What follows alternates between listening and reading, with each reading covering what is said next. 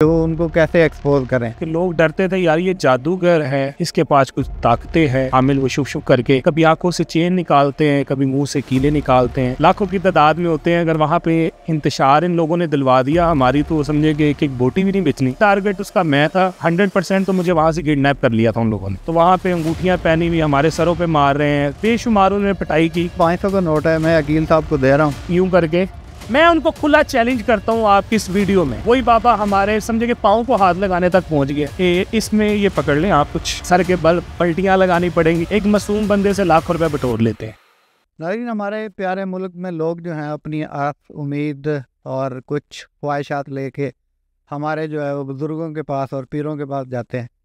लेकिन कुछ डब्बा पीर ऐसे होते हैं जो कि करामात दिखाते हैं, जिनको करामात का नाम देते हैं, लेकिन असल में वो ट्रिक्स होती हैं, जैसे कि आंखों से चेन निकालना या मुंह से कीले वगैरह निकालना या कागज़ के ऊपर अपनी मर्ज़ी की तहरीर बना देना। और ऐसे ही वो लोगों से हज़ारों रुपया नहीं बल्कि लाखों रुपया जो है वो ईंट लेते हैं।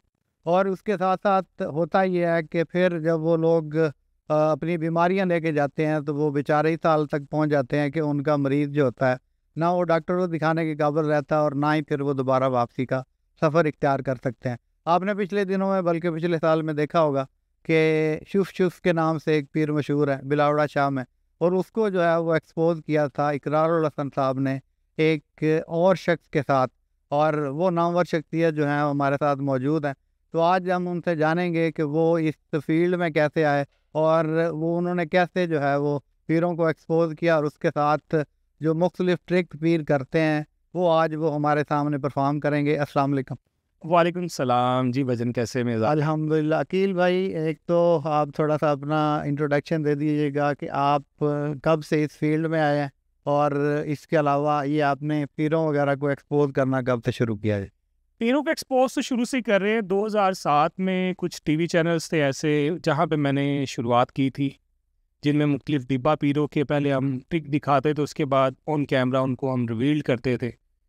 बेसिकली 2001 या 2 में मैं इस फील्ड में आया। तब जो था कि लोग डरते थे यार ये जादूगर है, इसके पास कुछ ताकतें हैं।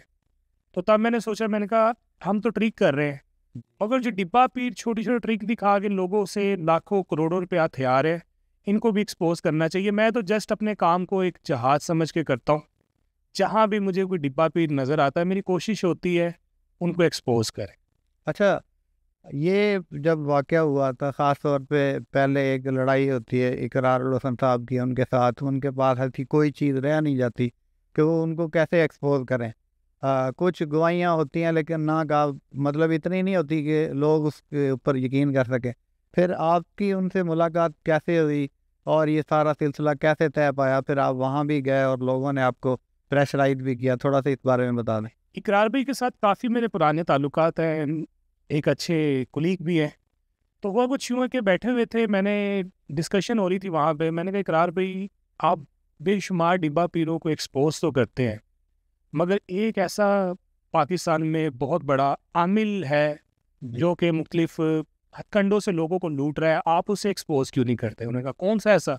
मैंने बताया कि ऐसे ऐसे इस्लामाबाद के पास जो कोटली सतिया के पास एक हैं, वहाँ पे आमिल वो शुभ शुभ करके कभी आंखों से चेन निकालते हैं, कभी मुंह से कीले निकालते हैं, यहाँ तक कि जिंदा गोलियां भी, लाइव बुलेट भी लोगों के मुंह से निकालते हैं। तो इकरार भाई ने कहा मैं इस काम के पीछे पिछले 4 साल से लगा हूँ, मगर मुझे इस काम के बीच में कोई लूप होल नज़र नहीं आ रहा कि जैसे कि जिसकी बुनियाद के ऊपर हम एक्सपोज करें।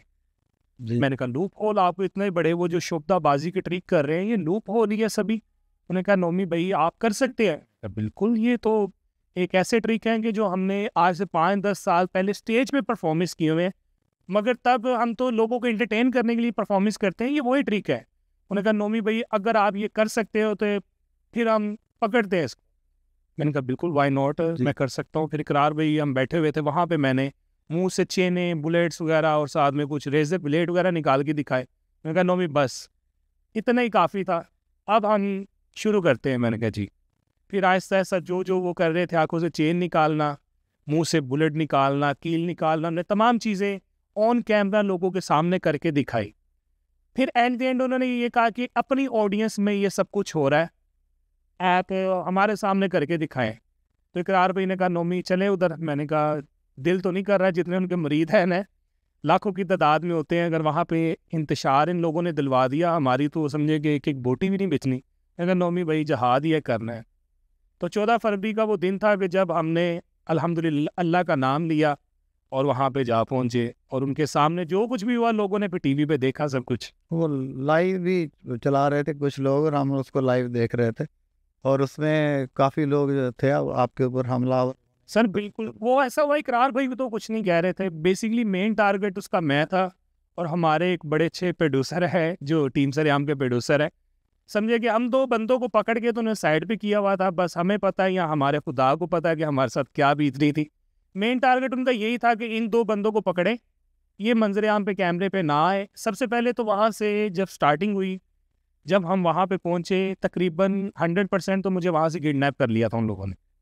इकरार भाई के साथ जब गाड़ी से मैं नीचे उतरा, जो उनका कोटली सतिया नहीं, इस्लामाबाद के पास है बिलावड़ा शरीफ, जी जी। वहाँ पे हम जब पहुँचे हैं इनके आस्थाने पे, तो इकरार भाई के साथ गाड़ी पे उतरे तो हमारे साथ एक ऐसे बंदा अटैच हो गया कि मुझे यही पता कि शायद ये भी हमारी टीम का ही बंदा है। तो इकरार भाई अपनी गाड़ी में बैठ गए, उसने मुझे अपनी गाड़ी में बिठा लिया। तो हम आस्थाने की तरफ चलना शुरू हुए, तो विद इन सेकेंड मैं देख रहा हूँ आस्थाना पीछे गुजर गया और गाड़ी आगे चल रही है। ठीक। मुझे वहाँ पे एक शॉकिंग मिली, मैंने कहा यार ये कहाँ पे लेके जा रहे हैं, आस्थाना तो पीछे चला गया, सारी टीम तो हमारी पीछे है, ये मुझे कहाँ पे लेके जा रहे हैं। अल्लाह की करनी ऐसी हुई कि वहाँ पे उन्होंने 1 सेकंड के लिए या 2 सेकंड के लिए उस बंदे ने ऐसे ब्रेक लगाई है। एक ठिये के पास एक बंदा खड़ा हुआ, तो उसको शायद मेरे साथ बिठाना चाह रहे थे, मैं पीछे बैठा हुआ था सीट पे। जैसे ही राइट साइड का दरवाज़ा खोल के वो बंदा बैठने लगा है, वैसे ही मैंने लेफ्ट साइड का दरवाज़ा खोल के गाड़ी से छलांग लगा के भागना शुरू कर दिया। तकरीबन 1-1.5 किलोमीटर का वो एरिया था, वहाँ से भागते हुए इकरार भाई के साथ ज्वाइन किया। उनको मैंने बताया, उन्होंने कहा आप कौन सी गाड़ी में बैठे? मैं क्या ऐसे बंदा तो हमारा था ही नहीं वो। फिर वहाँ से काम शुरू हुआ, फिर मैं इकरार भाई के साथ कुछ हमारे साथ पाकिस्तान पंजाब पुलिस के लोग भी जवान भी थे, उन्होंने हमें बड़ी सपोर्ट दी, बड़ा प्रोटेक्ट किया। मगर जहाँ पे कोई 20-25 जवान थे, वहाँ पे 5-6 हज़ार लोग भारी होते हैं, तो वहाँ पे अंगूठियाँ पहनी हुई हमारे सरों पे मार रहे हैं, बेशुमार उन्होंने पिटाई की। मगर अल्हम्दुलिल्लाह हमने हिम्मत नहीं हारी, वहाँ पे भी जाके ऑन कैमरा हमने इनको एक्सपोज किया। और जो कैमरे में आपने हम लोगों को मारते हुए देखा है ना, वो आपको बता दूं जस्ट 1 या 2% था। ठीक है। अच्छा, वो अगर आपसे रिक्वेस्ट ये है कि आप ज़रा वो चीज़ें यहाँ पे अगर थोड़ी परफॉर्म कर दें, वो मुँह से जो कीले निकालते हैं। जी जी बिल्कुल, कीले भी निकाल के दिखाएंगे। बट ये है कि आजकल जो टॉप ट्रेंडिंग में है, क्योंकि आपकी इस काविश से मैं यही चाहता हूँ कि इस प्रोग्राम के रेफरेंस से कुछ ऐसे मैसेजेस लोगों के पास जाए। आजकल जो टॉप ट्रेंडिंग कर रहे हैं ट्रिक, जैसे कि होता है ना कि टिकटॉक के ऊपर भी कुछ चीज़ें